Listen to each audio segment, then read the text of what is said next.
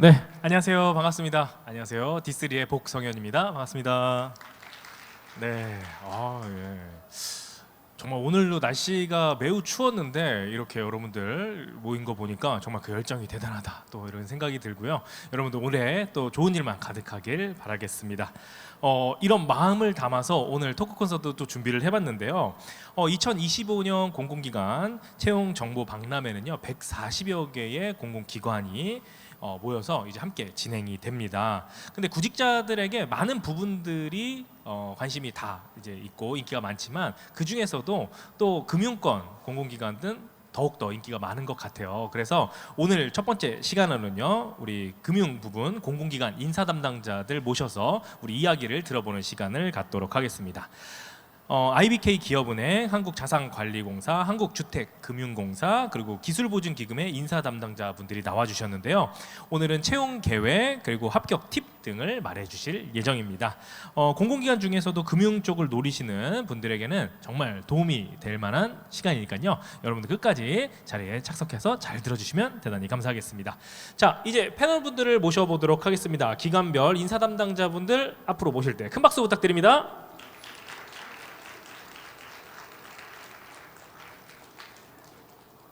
네, 여기 한 분씩 자리해 주시면 감사하겠습니다. 네, 바쁘실 텐데 귀한 시간 내주셔서 감사합니다. 다시 한번 큰 박수 부탁드립니다. 예. 네. 많이 긴장되시죠? 우리 긴장도 풀 겸 우리 한 분씩 좀 소개를 해주시면 좋을 것 같아요. 네.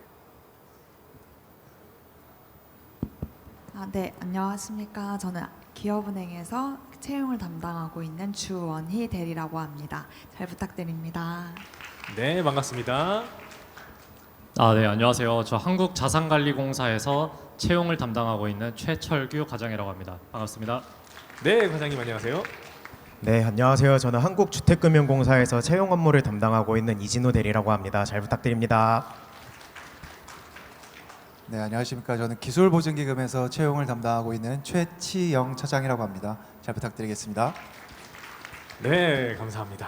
자, 저희가 사전에 질문을 먼저 좀 받아봤어요. 그래서 여기 있는 분들의 현장 질문은요, 저희가 사전 질문 이후에 받도록 하겠고요. 사전에 온 질문부터 한번 제가 드려보도록 하겠습니다. 자, 질문이 그냥 다이렉트인데요. 예, 올해 채용이 어떻게 진행되나요? 그게 제일 궁금하겠죠. 우리 먼저 우리 대리님부터 해볼까요?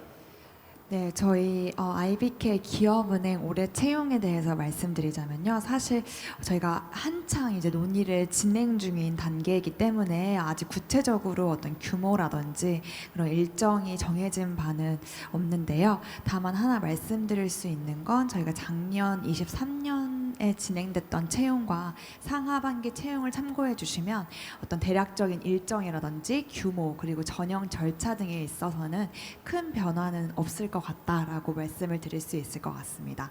또 저희가 이제 상반기 채용 공고 같은 경우는 2월 말 정도에 올라갈 예정이어서 이 부분도 참고해 주시면 좋을 것 같습니다. 네, 아직 정확하게 픽스된 건 아니지만 2월 말 경에 매년 그렇게 해왔다. 이렇게 이해를 좀 해볼 수 있을 것 같네요. 네, 철규 과장님. 예. 네.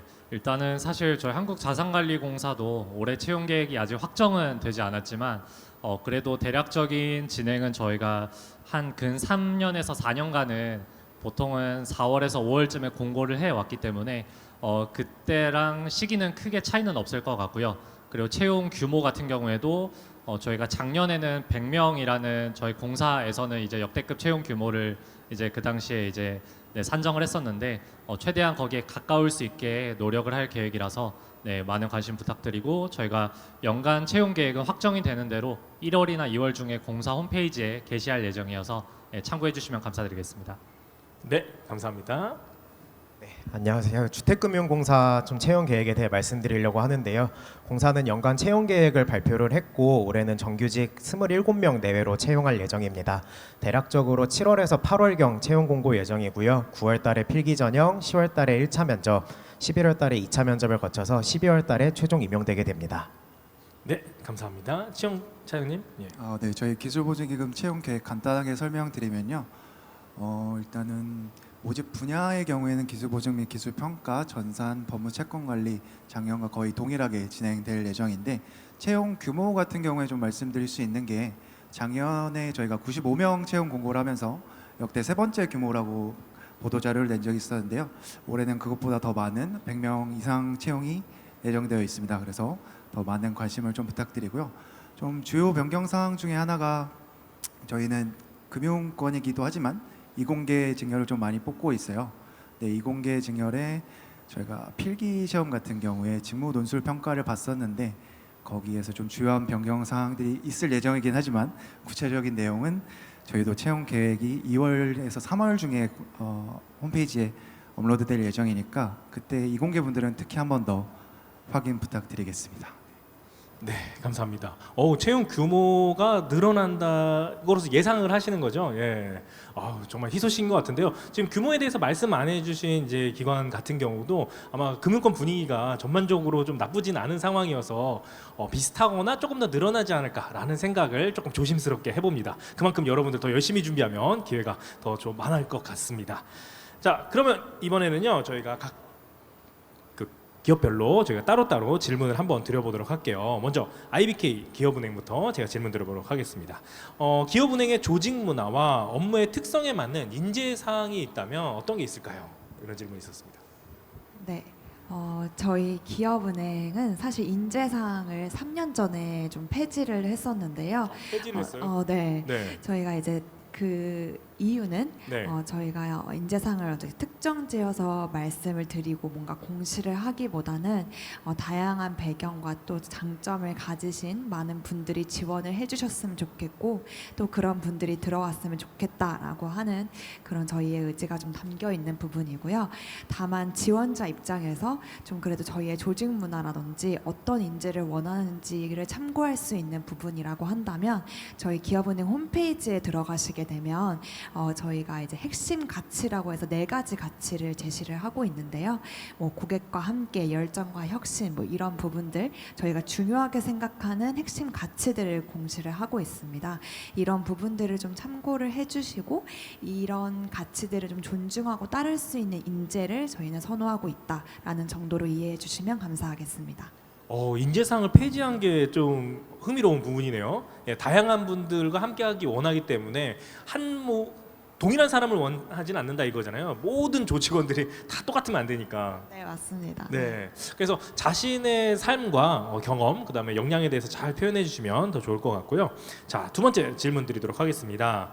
은행 취업을 위해 필요한 자격증 그리고 어떤 금융 자격증이 있다면 조금 더 도움이 될까요? 이런 질문이 있었습니다. 네, 자격증 같은 경우는 우선 첫 번째로는 저희가 채용 공고상에 나와 있듯이 우대 자격증이 있는데요. 이 우대 자격증은 이제 그 자격증 종류와 난이도에 따라서 필기 시험에 한해서 3점에서 15점 사이의 가점을 부여를 하고 있습니다. 그래서 가장 많이들 이제 따고 들어오시는 자격증이라고 한다면 뭐 한국사 능력 검정 시험이 3점에 해당이 되고요. 최근에는 데이터나 이제 IT 분야이신 분들 또는 금융 일반임에도 불구하고 뭐 SQLD나 ADSP와 같은 이런 디지털 관련된 자격증들도 저희가 뭐 5점, 10점 이런 식으로 필기 시험에 한해서 가점을 부여하고 있으니까요. 채용 공고 참고하셔서 미리 자격증 취득을 하시고 계신다면 좀 더 많은 도움이 될 것 같습니다. 자격증 같은 경우는 직무마다 조금씩 차이가 있는 건지 아니면 모든 직무 공통 가점인지도 궁금한데. 공통적으로 전 분야에 있어서 공통적으로 우대되는 자격증입니다. 네, 감사합니다.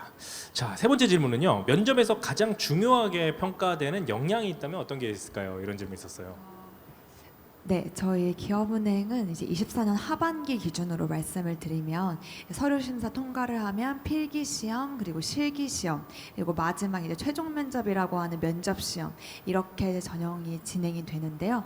이제 그 중에서 아무래도 실기 시험에서는 이제 저희가 직무적인 역량이라든지 자기소개서를 좀 검증을 하면서 그 지원자에 대해서 알게 되는 과정이라면 마지막 면접 시험에서는 아무래도 필기 시험이나 이제 그 실기 시험에 있어서 어떤 직무적인 지식이라든지 실무적인 역량은 다 검증이 된 분들을 대상으로 면접 시험이 진행이 되다 보니까 조금 더 조직 적합도라든지 인성적인 측면을 좀 더 집중해서 면접 시험을 보게 된다라고 보아주시면 될 것 같습니다.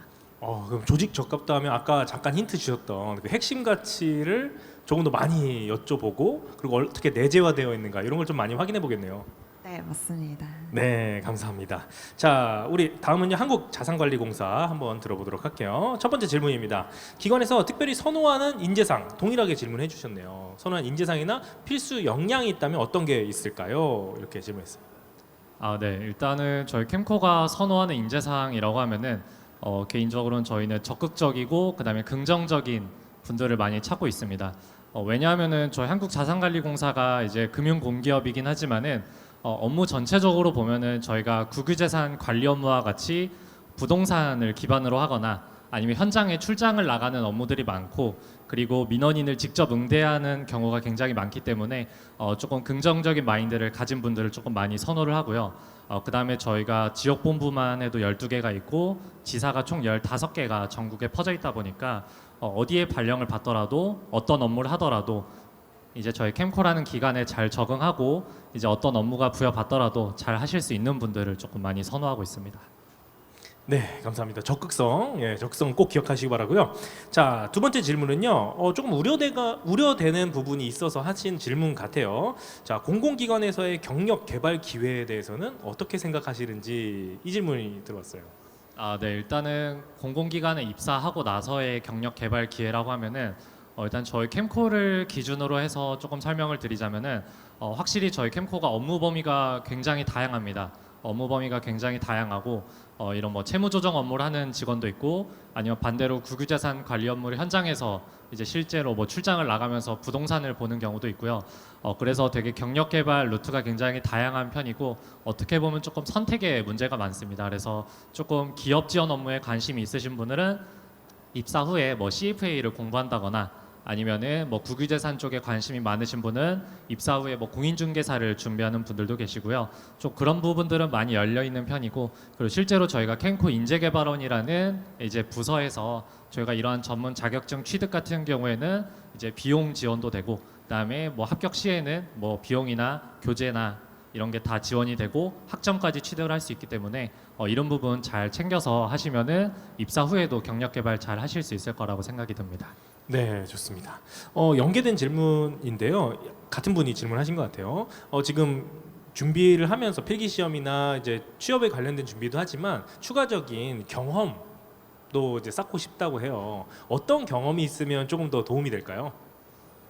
네. 사실 정말 뭐 모든 경험들이 지원자님들이 이제 지원자님의 역량을 드러내는 데 도움이 된다고 하면은 이제 뭐 다 쓰면 좋다고 생각이 들지만은 저는 개인적으로는 조금 뭐라고 해야 될까요? 뭔가 봉사활동이라던가 아니면은 조금 뭐라고 해야 될까요? 뭔가 지자체에서 하는 봉사활동과 같이 조금 불특정 다수분들을 많이 응대하면서 이제 그게 물론 경력에서는 급여가 같이 지급이 되면서 일하는 거지만은 경험에서는 보통은 이제 급여성이 같이 동반되지 않는 그런 활동 등이 많은데 조금 그런 불특정 다수분들을 많이 만나면서 우리 캠코도 어떻게 보면 굉장히 많은 분들을 이제 고객을 하고 있어서 그런 거를 실제로 응대를 해보고 그럼에 있어서 본인의 조금 그런 스킬 같은 거를 같이 어필할 수 있는 경험이 있으면은 좀 더 도움이 되실 것 같습니다.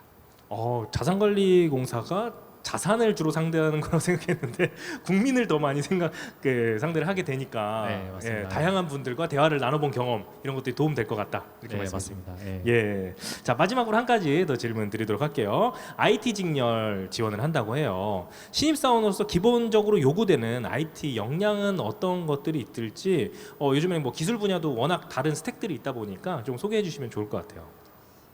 네. 사실 저도 IT에 대해서 이렇게 전문성이 있진 않지만은 저희가 아무래도 채용 과정 중이나 면접 과정 중에 살펴보면은 아무래도 뭐라고 해야 될까요? 개발 능력이 정말 엄청나게 특출난 사람을 저희가 채용을 하기보다는 개발 상황은 사실은 이제 입사 지원서에 기재한 경력이나 경험에 대해서 이제 검증을 하는 단계로 많이 질문을 하시는 것 같고요. 실제로 개발에 참여를 했는지, 뭐 프로젝트는 몇 명이 참여를 했었고 어떤 역할을 했는지 이런 부분들에 대해서 좀 관심이 많으신 것 같고 추가적으로 인성적으로는 아무래도 저희가 신입 직원분들께는 엄청난 개발 역량보다는 팀에 소속돼서 이제 현업에서 실제로 그 전산을 통해서 업무를 하고 계신 분들을 지원할 수 있고 그다음에 그분들의 니즈에 맞춰서 이제 유지보수하거나 아니면은 소규모 이제 추가적인 기능을 추가하는 그런 부분에 있어서 조금 소통 역량이나 이런 것까지 추가적으로 많이 보시는 것 같습니다. 네, 어떻게 보면은 어떠한 기술 스택을 갖고 있냐 이것보다는 열정과 마음가짐, 예, 그리고 어떤 프로젝트에 참여했었는가 이런 게 더 중요하다. 이렇게 이해하면 될까요? 예, 맞습니다. 네, 좋습니다. 자, 이번에는 한국주택금융공사 질문 드려볼게요. 첫 번째 질문은요. 비전공자들에게 기관 취업을 위해서 준비하면 좋을 경험이나 자격증 추천해 줄 만한 게 있을까요? 네. 사실 앞서도 좀 말씀해 주셨는데 모든 경험과 모든 자격증은 분명히 다 도움이 되는 거는 맞습니다. 근데 비전공자라고 생각을 했을 때 제가 비전공자로 입사해서 좋았던 경험 혹은 좀 아쉬웠던 경험 혹은 자격증에 대해서 좀 말씀을 드리려고 하는데요. 비전공자 입장에서 경영, 경제 이런 그 활동들을 좀 하기 어려운 것 같은데 저는 다양한 사람들과 함께 팀을 이루어서 하는 모든 활동들이 분명히 도움이 되는 경험이라고 생각을 하고 있습니다. 단순하게 뭐 여러 사람들이 모여서 스터디를 꾸려서 경영 경제 관련된 지식을 공부한다든지 아니면은 뭐 대외 활동으로서 기획 봉사 활동 아니면 마케팅 활동 등 그런 좀 팀을 이루어서 하는 활동을 하면서 여러 사람과 약간 부대끼면서 갈등도 겪고 또 그 갈등을 해결해 나가는 과정에서 분명히 본인도 성장을 하고 좋은 역량을 갖출 수 있다고 생각을 하고요. 제가 아쉬웠던 점은 저는 경영 경제 관련된 자격증을 하나도 취득을 하지 않았던 거였는데요.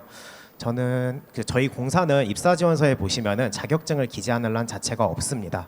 그럼에도 불구하고 입사 지원서에 뭐 언급을 해주시는 분들도 계시는데 이런 자격증들은 분명히 본인의 관심사를 어필할 수 있는 좋은 수단이 될 수 있기 때문에 한두 개쯤은 좀 취득하는 것도 괜찮지 않았을까라는 생각을 하고 있습니다.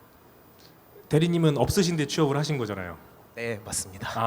하지만 있으면 더 좋다. 저는 개인적으로 그렇게 생각하고 있습니다. 있으면 그래도 좋은 결과가 좀 더 가깝게 다가올 것 같다. 하지만 없어도 합격은 할 수 있다. 이렇게 조금 이해를 해볼 수 있을 것 같네요. 자, 두 번째 질문입니다. 면접 및 실무 관련돼서 부동산과 그래야 금융 둘 중에 어느 부분을 조금 더 중점적으로 공부를 하면 좋을지 조언 달라고 합니다. 주택금융공사라는 그 회사 명에서 알 수 있다시피 저희 공사는 주택을 매개체로 해서 결국은 금융을 하는 회사입니다. 그렇기 때문에 굳이 방점을 찍자면은 금융에 좀 더 초점을 맞출 수 있을 것 같고요. 취업준비생 입장에서 봤을 때 부동산에 대한 경험을 어디 가서 쌓기는 굉장히 어려울 것 같습니다. 그렇기 때문에 금융에 대해서 조금 더 관심을 가지고 관련된 자격증이라든지 활동을 하시면 좋을 것 같다고 개인적으로 생각합니다. 네, 감사합니다. 자, 명확한 답변 감사드리고요. 세 번째 질문입니다. 요즘에 그 인턴 많이 하잖아요. 체험형도 있고 채용형도 있고 다양한 기관에서 인턴 많이 하는데 이러한 인턴들이 질문을 다시 드면요. 한국주택금융공사에서 인턴을 했던 친구였던가 봐요. 그래서 실제 업무와 유사한 건지 그리고 인턴 경험이 정규직 입사에 이후에 도움이 되는지 이 질문을 했습니다. 제가 입사하고 난 이래로 계속 인턴 담당을 했었고요. 지사에서는 심지어 본사 인사부에 와서는 인턴 채용을 하고 있기 때문에 누구보다 인턴을 가까이서 본 직원이라고 할 수 있을 것 같은데요. 결과만 먼저 말씀드리면은 굉장히 도움이 되는 것 같습니다. 대부분의 인턴들이 지사에서 근무를 하게 되는데 지사에서 근무를 하게 되면은 내방 고객들을 매번 응대하게 되고 또 저희 공사는 주택담보대출을 주로 취급을 하고 있는데 해당 서류들을 정리하면서 예비 심사를 진행을 하게 됩니다. 이러한 경험들은 당연히 공사에 입사하게 될 때 굉장히 좋은 경험이 될 수 있을 것 같고 만약에 은행권에 취업을 희망한다 하시더라도 은행에서 다루는 서류들을 동일하게 검토를 하기 때문에 분명히 큰 도움이 될 거라고 생각합니다.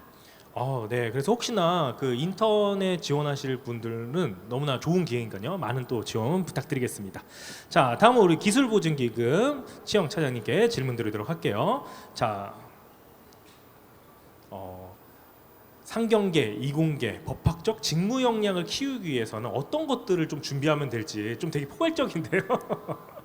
포괄적인데, 예. 아무래도 그 질문을 해주신 의도가 저희 인재상 관련해서 네. 저희는 이제 상경계, 이공계, 법학적 역량을 모두 갖춘 융합적 인재를 인재상으로 하고 있거든요. 약간 반항하는 질문 같은데요. 이거 어떻게 키울 수 있나요? 예. 그래서 뭐 사실 저희도 잘 알고는 있습니다. 저도 상경계를 나왔지만 지원할 때 이공계적 역량이 뭐 사실 충분하다고 생각하지는 않았어요. 그리고 저희 자소서를 보시면 일본 문항에서 항상 융합형 인재에 대한 그 본인의 강점을 어필하든지 아니면 부족한 부분을 어떻게 보완할지에 대한 부분을 항상 물어보는데 일단은 한 가지 먼저 말씀드리면 지금 현재 역량을 반드시 갖추고 있으라는 문항은 아니거든요. 앞으로 들어와서 어떻게 개발할지에 대한 부분도 묻는 걸 수도 있고 지금 현재 관심 갖는 부분들을 어떻게 앞으로 해나갈지 지금이 없다고 하더라고. 있으면 좋죠. 있으면 좋지만 앞으로 어떻게 해나갈지에 대한 부분을 어필하는 것도 중요하다라고 생각을 해요. 그래서 저 같은 경우에는 이제 상경계에서 이공계정 역량을 쌓을 때 했던 방법 중에 하나는 이제 스터디를 좀 이용하는 방법을 좀 했는데 이제 이공계를 어떻게 할까 되게 막막할 수 있는데 이제 생각보다 저희 기술 관련된 공공기관도 그렇고 국내 기관들이 되게 많거든요. 그래서 보시면 기술 관련된 트렌드에 대한 부분, 뭐 기술 관련된 기관에서 각각 발행하는 레포트들이 되게 잘 되어 있어요. 그런 것들을 뭐 스터디를 통해서 뭐 혼자만 공부하시지 말고 좀 공유해 가면서 좀 다양한 분야에서 혹은 다양한 시각에서 그런 것들을 바라보는 연습하시면 조금 더 역량을 쌓을 때 도움이 되실 것 같고 그 이공계에서 상경계 쌓는 건 질문에 또 있어가지고 그건 나중에 한 번 더 말씀드리겠습니다. 네, 알겠습니다. 근데 기술보증기금은 정말 말 그대로 상경적으로도 이해를 해야 되고, 그다음 기술이니까 기술도 이해해야 되고, 그다음에 제도이기 때문에 법적으로도 이해를 해야 되는 그 부분이 되게 어렵지만 맞는 말인 것 같아요. 예, 정말 그 부분을 다 이해해야 되는 부분이기 때문에 여러분들 참고하셔서 자소서와 그다음에 학습을 좀 해나가시면 좋을 것 같고요. 자, 두 번째 질문입니다. 안타깝게도 작년에 최종 면접에 탈락한 분이시래요. 압박 면접과 이번 면접에 보다 유연하게 대처할 수 있는 방법이 뭐가 있을까요? 조언을 좀 부탁드립니다.라고 질문을 했어요. 네, 일단은 최종 면접까지 오신 것만 해도 충분히 능력과 자질이 있으신 분이라고는 생각은 하는데요. 제가 이제 뭐 여러 피드백을 받아본 결과로는 이제 분위기상 압박 면접을 저희가 하고 있지는 않아요. 좀 지향하는 부분이기도 하고. 근데 작년도 그렇고 최근에 임원 면접에 약간 저희 쪽 특징이 좀 타임 어택이 좀 있었습니다. 좀 그래서 시간의 압박을 좀 많이 받으셨을 거예요. 이게 뭐 올해도 똑같이 진행된다는 보장은 없지만 작년 기준으로 말씀드리면 최종 면접에 4명이 들어가셔서 25분 동안 면접이 진행됐어요. 그럼 인당 한 6, 7분 정도 할애가 되다 보니까 굉장히 답변을 컴팩트하게 요구를 드렸거든요. 그게 그런 부분에서 만약 준비가 안 돼 있으셨다고 하면 많은 압박을 느끼셨을 수 있다고 생각을 해요. 그래서 이런 부분을 좀 보완하실 때는 아무래도 면접은 준비하면 준비할수록 도움이 되실 텐데 답변에 대한 길이를 조금 다양하게 준비하시는 것도 좀 도움이 될 것 같습니다. 저 같은 경우도 저는 이제 1분 면접만 1분 자기소개만 준비하고 갔었는데 가자마자 30초를 시키시더라고요. 그래서 되게 당황했던 경험이 있는데 그런 것처럼 뭔가 같은 답변이라고 하더라도 길이에 따라 조금씩 활용할 수 있는 방법도 좀 다를 것 같고 그렇게 좀 준비를 해두시면 그런 시간적인 압박 속에서도 좀 더 유연하게 대처를 하실 수 있지 않을까 생각이 듭니다. 네. 네, 그 시간 말씀해 주셨는데 아마 공기업, 공공기관 쪽은 그 시간에 대한 룰이 조금 더 엄격하게 될 거예요. 왜냐면 공정성이 중요하기 때문에 한 친구가 길게 이야기하면 다른 분들이 좀 손해를 보지 않습니까? 그래서 여러분들이 준비하실 때 이런 시간에 대한 것들도 같이 잘 생각하셔서 미리 스터디를 하시면 좋을 것 같습니다. 자, 마지막 질문입니다. 자, 경제, 금융 분야의 문외한인 이공계 부문 지원자에게 추천하는 금융 경제 관련 지식을 쌓을 수 있는 방법들을 좀 알려달라고 하시네요.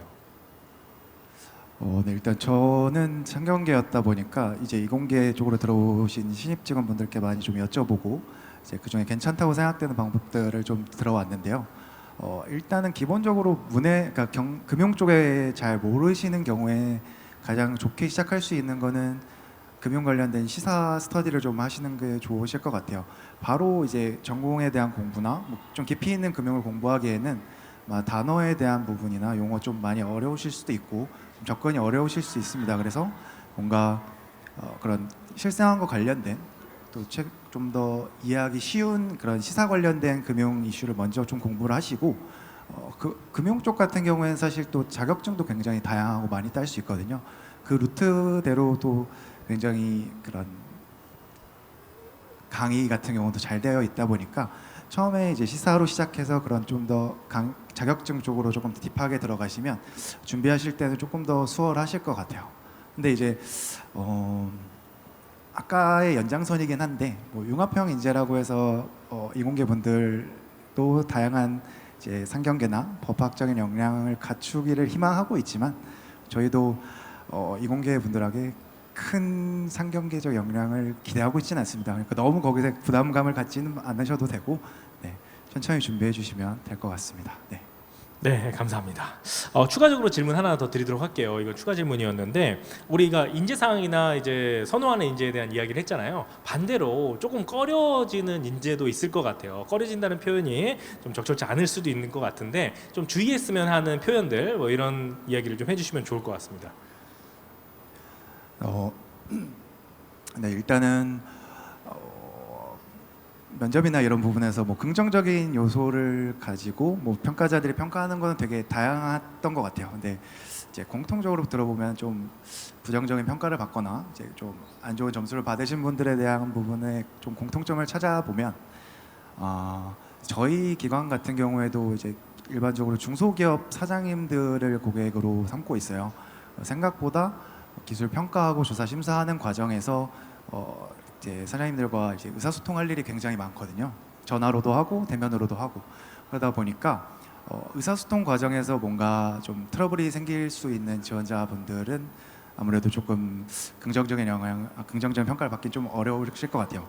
이게 믿기 어려우실 수도 있지만 실제로 면접을 진행하다 보면 토론 면접 이런 경우에 좀 많이 몰입을 하셔가지고 거의 이제 뭐 큰 소리를 내시는 분들도 계시거든요. 그래서 이제 그런 모습들을 보게 되면 이분들이 과연 이제 민원 상대할 때 어떤 모습을 보일까라는 부분들이 좀 유추가 될 수 있기 때문에 그런 부분들 저희가 이제 생각보다 민원이나 그런 중소기업 사장님들과의 의사소통이 할 일이 되게 많다라는 부분들을 좀 염두에 두시고 본인의 이미지를 좀 메이킹하시는 것도 좀 필요하다고 생각이 듭니다. 네.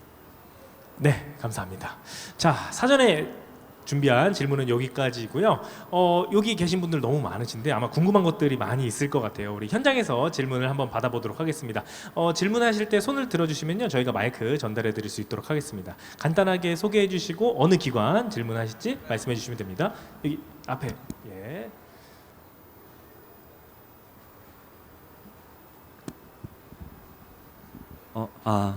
네, 저는 법 전공자인데요. 그 대답은 아무나 해주셔도 상관이 없는데 좀 궁금한 게 법학 시험의 경우 그 시험 답안이 추구하는 거에 따라서 답안 공부 방법이 되게 달라지게 되는데 이게 법리만 써도 되는 건지 아니면 판례도 많이 써야 되는 건지 아니면 채점은 누가 하시는지 좀 궁금하고 그리고 그 변호사 시험을 오래 준비한다는가 해서 고시를 오래 해서 대외 활동이나 그런 스펙이 좀 많이 부족한 사람들에게 조언해 주실 수 있는 건 없는지 궁금합니다. 네. 이러면 눈치 싸움이 되는데요. 우리 법적 직무를 채용하신 우리 기관이 어디가 좀 있을까요? 네. 예, 가장 연차가 차장님이시니까요. 차장님 답변해 주시면 좋겠습니다. 예. 네, 저희 같은 경우에는 법무채권관리라고 해서 법학적 직렬을 따로 채용을 하고 있는데 모집 분야가 두 가지입니다. 이제 변호사 변리사를 따로 뽑고 있고요. 아예 일반이라고 해서 아예 이제 법학 쪽 시험을 보고 들어오시는 분들 두 가지로 구성이 되어 있는데 네, 말씀해주신 게 좀 저희 쪽 기관이랑 맞는지는 잘 모르겠지만 저희 같은 경우에 시험이 이제 사실 객관식이랑 단답 형태로 이루어져 있다 보니까 이제 법리에 대한 해석을 그렇게까지 서술하실 일이 잘 없으시거든요. 이제 뭔가 논술 형태의 시험이 아니다 보니까 딱 그 주어진 그 객관식 그 조건 하에 맞는 답을 선택해 주시면 되는 문제라서 조금 저희 채용에 있어서는 거기에 맞게만 골라주시면 된다라고 생각해 주시면 될 것 같고 두 번째 질문이 뭐였죠? 채점은 누가 하시는지. 채점은 저기 일단은 객관식 같은 경우에 당연히 그냥 OMR 카드로 하고 이제 단답 약술의 경우에는 이제 관련된 법 전공하신 외부 그 교수님급에 해당하는 외부 전문가분들께서 채점을 하세요. 물론 가이드라인은 저희 출제위원분들께서 주신 걸로 하지만 네. 그런 법학적인 역량이 충분하신 분들로 네, 채점이 이루어지고 있다라는 점 생각해 주시면 될 것 같습니다. 네. 네, 다 되셨습니까? 그 스펙이 많이 고시를 오래 해서 스펙이 부족한 사람들에게 조언해 주실 수는 없는지 궁금합니다. 저희 같은 경우도 고시 준비하시거나 뭐 로스쿨 하시다가 오시는 분들이 좀 많으신데 법학 직렬이 특히 조금 그런 경험이나 경력 쪽에서 약간 고민이 많으신 편이신 것 같더라고요. 근데 이제 사실은 저희도 뭐 그게 없더라도 충분히 합격할 수 있다라고는 말씀드리고 싶지만 또 추가적으로 뭔가 그런 대부분이 고민하는 게 사회 경험이 없는 거에 대한 고민이 되게 법조는 특히 많으시더라고요. 그래서 가급적이면 이제 공공기관의 경우에는 나이를 블라인드로 하고 있고 따지고 있지 않다 보니까 혹시 시간이 좀 되신다면 이런 인턴 제도들 좀 활용해서 그런 경험 사항들을 조금 더 채워나가실 수 있으면 조금 더 도움이 되시지 않을까 저는 개인적으로 그렇게 생각합니다. 네. 네, 답변 되셨습니까? 예, 감사합니다. 혹시 다른 분, 저쪽 뒤에부터 먼저 하겠습니다. 뒤에 남성분 질문 먼저 받고 저쪽으로 가겠습니다. 네, 안녕하십니까. 창원대학교 경제학과 윤도환입니다. 네, 들어주신 말씀 굉장히 도움이 많이 되었고요. 이제 공기업이나 이러한 부분에서 순환근무나 이런 것들 굉장히 많다고 듣고 했었었는데 이게 사내에서 부서나 이런 것들도 이동이 조금 많은지 그리고 인사팀에 어떻게 배치를 받게 되셨는지 좀 한번 여쭤보고 싶습니다. 혹시 어느 기업에 질문하신 걸까요? 가능하면 네 분 다 설명해 주시면 정말 감사할 것 같습니다. 네, 짧게 그러면 우리 한 분씩 쭉 답변을 좀 부탁드리겠습니다. 예, 기업은행부터 할까요? 네, 저희는 이제 순환 보직 체계라고 해서 이제 입행하는 일단 분야에 따라서 뭐 금융 일반, 뭐 지역 인재 이런 식으로 나뉘어져 있는데요. 지역 인재 같은 경우에는 각 이제 해당 지원한 지역에 5년 동안 근무를 해야 된다는 조건이 있고요.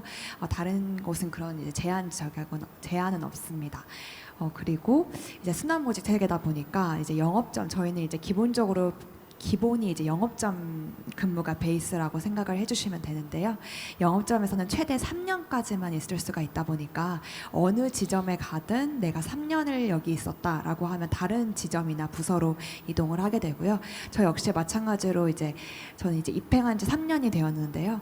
처음에 입행을 했을 때는 이제 지점에 영업점에서 근무를 하다가 저희는 이제 1.5년이 되면 이제 본부 부서에 지원을 할 수 있는 자격이 주어지게 됩니다.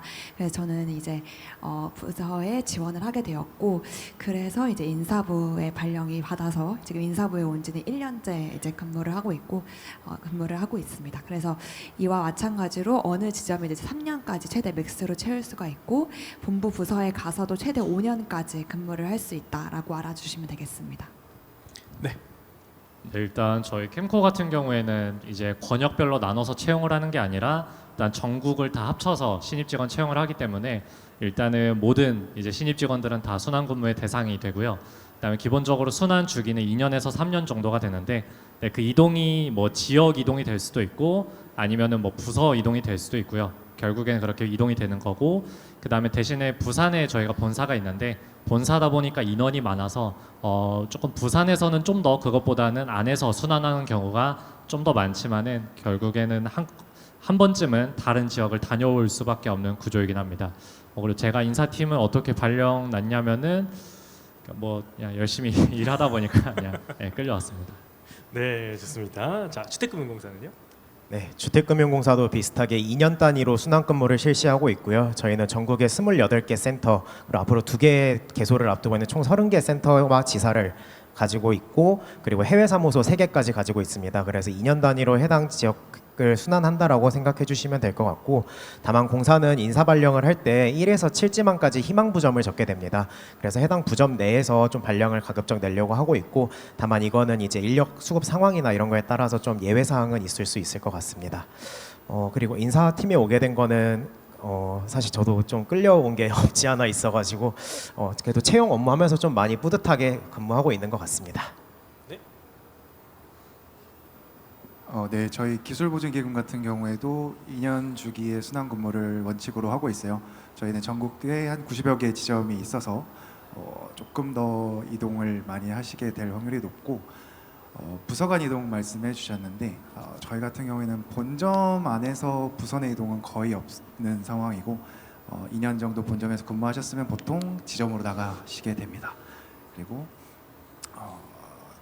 저도 제가 왜 여기 와 있는지는 잘 모르겠고요. 네. 저희는 4급 책임자급 이상은 조금 끌려오는 경향은 좀 많은 것 같고 5급 분들은 이제 최근에 채용이 많으셔서 되게 인사팀이나 이런 데 좀 인기 많은 쪽에는 자기 어필을 하는 그런 제도가 있거든요. 거기서 관련된 좀 뭐 인사 관련된 경험이라든지 뭐 약간 의지를 보여주시면 좀 더 좋지 않을까 싶습니다. 네. 네, 좋은 말씀 감사합니다. 네, 감사합니다. 제가 그 공기업 공공기관 분들이랑 대화를 할 때 이 순환 모집과 지역 이동에 대해서 많이 묻게 되거든요. 근데 많이 묻는 이유도 말 그대로 걱정이 많이 돼서 물어보시는 것 같아요. 근데 대부분 이거를 답변하시는 우리 현직자 선배님들 보면 대부분 그냥 웃으시면서 답변을 해주시더라고요. 예, 이게 그 취준생 입장에서 생각하는 그 부담감과 어려움보다는 이제 살면서 겪으면은 그냥 뭐 넘어가지는 그렇구나 자연스럽게 몸으로 받아지는 그런 경지에 또 이르는 것 같습니다. 그래서 여러분들이 너무나 걱정하시기보다는 우리가 조직의 문화 자체가 그리고 해야 되는 것들이 고소에 있기 때문에 그곳에 내가 일을 해야 되구나 그렇게 마음을 편하게 좀 먹으시면 또 될 것 같습니다. 네, 자 다른 분 저 뒤에 우리 여성분 이제 한번 받아보도록 할게요.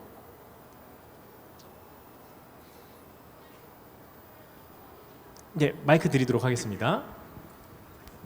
건국대학교 기술경영학과 18학번이라고 합니다.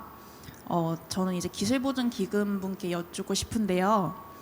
회사에서 이제 필요로 한다는 표현은 좀 부적절할 수 있지만 이제 선호하시는 인재상이 있으신지 그 인재상에 대해서 궁금하고요.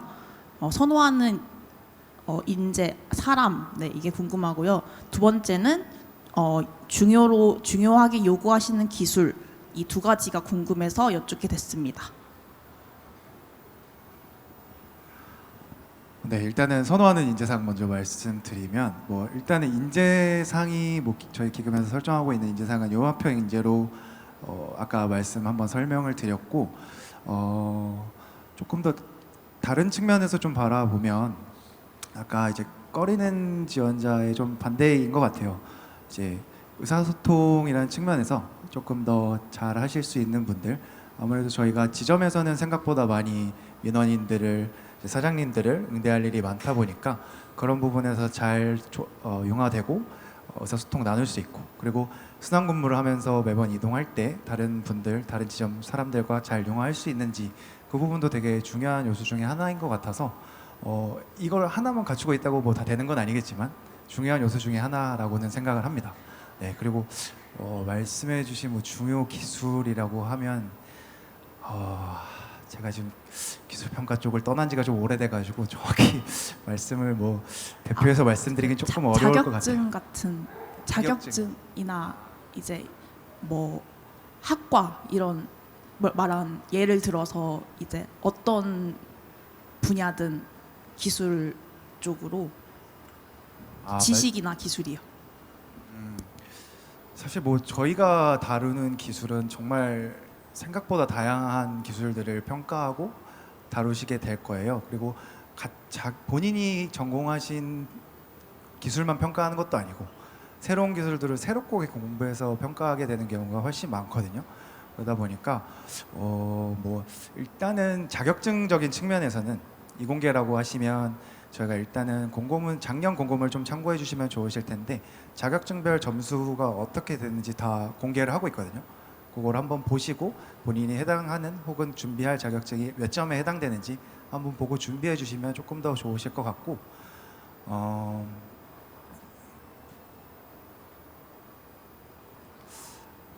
일단은 네, 일단 그 정도까지 말씀드릴 수 있습니다. 네. 충분한 답변 되었습니다. 예, 감사합니다. 또 손 들어주시면 그 옆으로 그럼 한번 빠르게 한번 가보도록 하겠습니다. 예. 네, 네 분 모두 감사합니다. 저는 일단 지금 군 생활을 조금 오래 하고 있습니다. 군 생활 지금 7년째 하고 있고 IBK 기업은행에 질문 드리겠습니다. 채용을 한다는 가정하에 이제 저 같은 경우는 군 생활을 좀 오래 하고 있고 육군 장교고 그리고 상경계열 비전공입니다. 비전공인데 채용을 한다는 가정하에 동료로서 기대를 하는 역량이 있는지 채용 담당자로서 좀 의견이 궁금합니다. 네. 우선 저희 기업은행에 관심 가져주셔서 감사드리고요. 이제 말씀해주신 걸 들으니까 일단은 제가 채용 담당자로서 좀 약간 기대가 되는 부분이 있다면 군 생활을 어떤 이유에서는지 모르겠지만 오래 하셨다고 하니까 아무래도 제가 이제 입행한 신입행원분들을 보게 되면은 이런 군대에서 쌓였던 그런 경험들이라든지 그런 에피소드들을 면접에서 굉장히 많이 말씀을 해주시는 경우가 많고 거기서 어떤 인사이트나 어떤 인생 경험이 됐던 분들도 굉장히 많으시더라고요. 그래서 그런 경험들을 통해서 어떤 소통이라든지 혹은 동료 직원들과의 관계 형성 방법 이런 것들에 대해서도 어떤 본인만의 노하우를 가지고 계신 경우도 많아서 우선은 저는 그런 부분들이 가장 궁금하기도 하고 좀 많이 채용 담당자로서 많이 물어보게 될 부분인 것 같습니다. 네, 감사합니다. 네. 네, 감사합니다. 예, 다음 분 손 들어주시면 앞으로 그럼 넘어가도록 할게요. 예. 네, 안녕하세요. 그 금융권 공기업에 관심은 있는데 아직 기업을 특정하진 못한 상황입니다. 그래서 인사 담당자 입장이 아니라 한때 공기업을 준비하셨던 입장에서 어떻게 추려 나가셨는지 말씀해 주시면 좋을 것 같습니다. 네 분 다 가능하시면 부탁드리겠습니다. 예. 시간 관계상 두 분이 한번 해주시면 좋을 것 같아요. 자산관리공사와 그 다음에 주택금융공사에서 답변 두 분 부탁드립니다. 네, 일단 답변 드리자면은 저 같은 경우에도 취업 준비를 할 때 당연히 캠코만 준비하진 않았습니다. 저도 당연히 캠코만 준비하진 않았고 많은 금융권 취업 준비생들이 마찬가지겠지만은 기본적으로 시험 범위나 아니면 듣는 인터넷 강의는 대부분 비슷하기 때문에 저도 이제 저는 경영직렬이었어서 이제 회계사 1차 강의를 들으면서 금융공기업을 전체적으로 준비하다가 저는 이제 논술이나 아니면 뭐 시사가 됐든 금융이 됐든 논술이나 주관식 쪽으로는 자신도 없었고 그 다음에 좀 더 빨리 취업을 하고 싶어서 객관식으로 모든 문제가 출제가 되는 캠코에 이제 마음을 정하고 준비를 했었고요. 그러다가 이제 다행스럽게 필기 합격을 하고 그 이후에 이렇게 진행을 하면서 입사를 하게 됐습니다. 네, 감사합니다. 네, 저희가 주택금융공사를 사실 선택을 한 건 아니고 저도 마찬가지로 다양한 금융공공기관들을 지원을 했던 것 같습니다. 근데 그럼에도 불구하고 분명히 본인이 가고 싶었던 제가 가고 싶었던 기업들은 좀 정했던 것 같거든요. 그중에 주택금융공사도 있었는데 그 이유가 공사는 2004년도에 설립돼서 비교적 좀 젊은 기관입니다. 그래서 뭐 일례로 팀장님들 중에도 뭐 82년생, 83년생 이 정도의 나이대를 가지신 분이 계실 정도로 굉장히 젊은 조직인데 그렇기 때문에 좀 유연한 조직 문화를 가지고 있다는 게 굉장한 장점으로 느껴졌고 그래서 사실 공사를 뭐 거의 두 번째, 세 번째 꼽을 정도로 굉장히 가고 싶었던 것 같습니다. 두 분 다 감사드립니다. 네, 감사합니다. 또 질문 받아보도록 할게요. 네. 더 질문 없으십니까?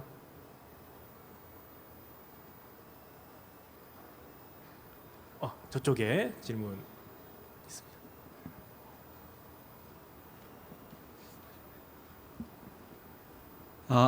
안녕하세요. 저는 지금 취준생인데요. 네 분 다 준비를 하셨을 때랑 그리고 또 주변 분들한테 이제 합격자분들한테 들었을 때 평균적으로 이제 준비하신 기간이랑 그리고 좀 제일 짧게 준비하셨던 분 들으신 거 있으면 좀 말씀 좀 부탁드리겠습니다. 지금 방금 전에 얘기 안 하신 두 분이 해주시면 좋을 것 같습니다.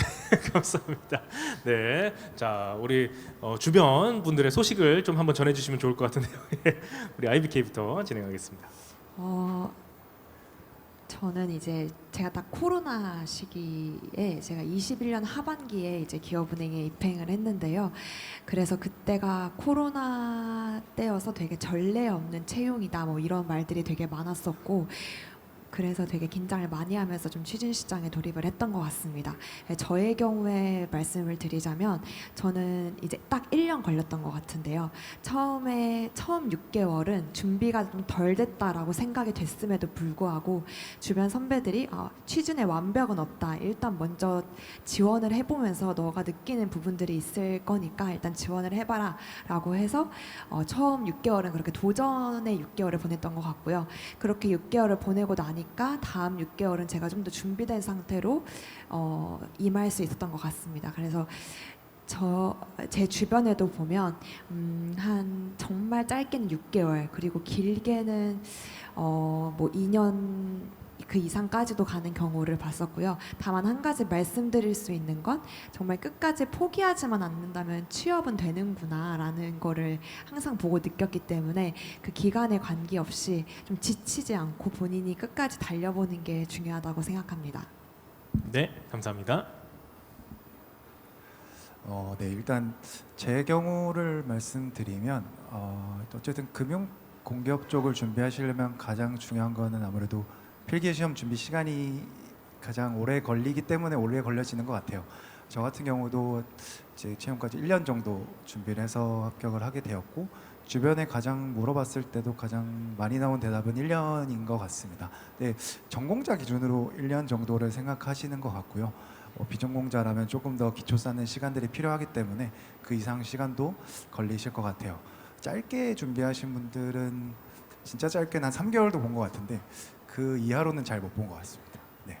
그리고 말씀해 주신 것처럼 저도 제 주변에 금융공기업 많이 준비하셨는데 좀 기간이 좀 오래 걸리더라도 끝까지 해서 열심히 하신 분들은 결국에는 다 되시더라고요. 그러니까 기간이 어떻게 걸리든지 짧으면 좋겠지만 네, 그래도 최선을 다해서 준비하시면 좋은 결과 있으실 거라고 생각합니다. 네. 네, 감사합니다. 네, 감사합니다. 자, 다음 분 우리 질문을 한번 받아보도록 하겠습니다. 네, 시간 관계상 한 분 정도만 더 받을 수 있을 것 같은데요. 네, 저쪽 뒤에도 앉아 계신데 혹시 질문 없으십니까? 네, 저기 뒤에 서 계신 우리 감사합니다. 지금까지 정말 잘 들었습니다. 저는 기업은행 인사 담당자님께 여쭤보고 싶은데요. 아무래도 필기시험이나 인성 면접 같은 경우에는 정보가 굉장히 많은데 실기 면접은 좀 정보가 부족한 것 같아요. 그래서 저희 취업자들이, 그러니까 취업 준비자들이 어떻게 준비하면 가장 효율적일지 좀 여쭤보고 싶습니다. 네.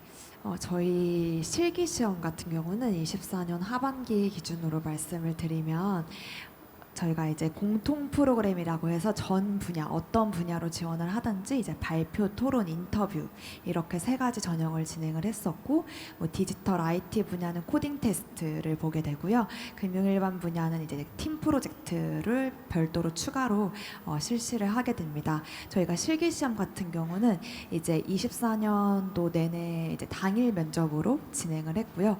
앞으로도 이 기조는 조심스럽게 말씀드리건데 변하진 않을 것 같아요. 그래서 당일 면접으로 이렇게 원데이 면접으로 한 3개에서 4가지 정도의 프로그램을 보게 된다라고 생각을 해주시면 될 것 같고요. 사실 이게 뭐 몇 년간 약간씩 프로그램의 구성 요소가 달라지기는 했지만 사실 뭐 PT면 PT, 발표면 발표, 토론이면 토론 이렇게 뭔가 그런 전형에 있어서 큰 틀에서 변화된 부분은 없기 때문에 좀 약간 몇 가지 후기를 찾아보시면 아마 뭐 이제 금융업과 관련된 PT 주제를 묻는 때도 있었고 전혀 금융업과는 관련이 없는 시사 문제가 출제가 된 적이 있었고 이런 식으로 다양한 후기들을 좀 몇 년치 후기들을 보시면서 준비를 하시는 게 좀 도움이 될 것 같아요. 그래서 저 개인적으로는 아무래도 혼자 준비를 하기에는 실기 면접은 좀 한계가 있다고 생각을 해서 최대한 다양한 좀 의견을 듣고자 뭐 줌이면 줌 아니면 비대면 뭐 대면 온라인 이런 스터디 등을 좀 가리지 않고 최대한 많은 스터디를 했던 게 가장 큰 도움이 되었던 것 같습니다. 답변 감사합니다. 잘 들었습니다. 감사합니다. 네, 감사합니다. 많은 질문들이 있었는데요. 시간 관계상 여기서 저희는 마무리를 좀 해야 될 것 같습니다. 우리 함께하고 계신 우리 취업준비생 분들에게 응원의 한 말씀 또 부탁드리겠습니다. 우리 기업은행부터 좀 진행할게요.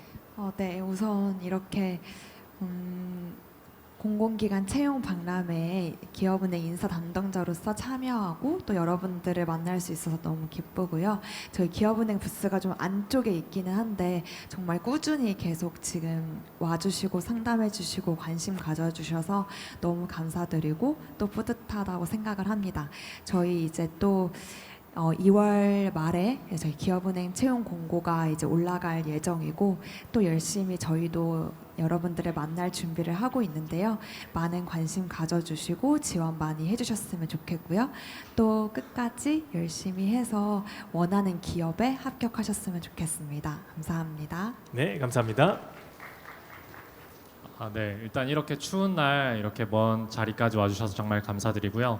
일단은 아무래도 저도 취업 준비 당시를 생각해 보면은 이제 금융 공공기관이 이제 필기 준비 기간도 길고 그다음에 난이도도 어렵고 하다 보니까 다른 취업 준비생 분들도 마찬가지겠지만은 저는 개인적으로 뭐 내가 하는 게 제일 힘든 거겠지만은 조금 금융 공기업 취업은 특히 좀 더 조금 불안하고 불확실한 그런 게 좀 많았던 것 같습니다. 그래도 열심히 준비하니까 결국에는 입사할 수 있었던 것 같고요. 그래도 다른 저희 담당자님이 말씀해 주신 것처럼 네, 꼭 포기하시지 않고 열심히 해주셨으면 감사드리겠습니다.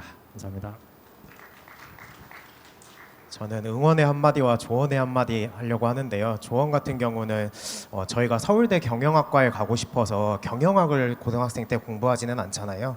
주택금융공사도 그렇고 금융공기업도 그렇고 본인이 너무 막 전문적인 지식이 모자란다라고 주눅들지 마시고 나중에 전문적인 지식을 잘 배울 수 있는 사람이다라는 준비를 좀 더 많이 하시면은 면접이든지 많은 도움이 되실 것 같고요. 응원의 한마디는 사실 취업 시장이 운칠기삼이라는 말이 있을 정도로 운에 좀 많이 휘둘린다는 말도 있는 것 같습니다. 근데 결국 그 행운이란 거는 준비를 열심히 한 사람이 기회를 잡는 거라고 생각을 하거든요. 그래서 여러분들이 열심히 준비해 오셨고 이런 공공기관 채용박람회 같은 기회를 잘 잡으셔서 그런 취업을 쟁취할 수 있으면 좋을 것 같습니다. 감사합니다. 네, 사실 이 공공기관 채용박람회를 세 번째 오는 건데 되게 편안한 마음으로 왔는데 이렇게 많은 관심과 질문 주셔서 되게 감사하고 또 여러분들 이런 열정과 이런 긴장감 보면서 저희도 다시 한번 노력해야겠다라는 생각이 들었습니다. 네. 그리고 아까 한번 말씀드렸던 것처럼 저희도 채용 계획을 이 3월쯤에 한번 전체 개정 사항들과 함께 공고를 할 생각이니까요. 그런 부분들 관심 가지고 봐주시면 조금 더 준비하신 데 도움이 많이 되실 것 같고 아까 한번 말씀드렸지만 끝까지 포기하지 않으시면 다들 좋은 결과가 있으시리라고 생각합니다. 그래서 파이팅 해주시길 바라겠습니다. 감사합니다. 네, 감사합니다. 자, 공공기관 채용박람회는요 오늘 이틀째로요 140여 개의 공공기관이 함께하고 계십니다. 여러분들이 오늘은 이제 금융권에 관심이 있어서 이 자리에 함께하고 계시는데요. 다양한 곳에서 다양한 기관들 만나보시면서 여러분들의 진로와 여러분들의 취업처를 꼭 만나보시길 바라겠습니다. 저희는 여기서 마무리하도록 하겠습니다. 감사합니다.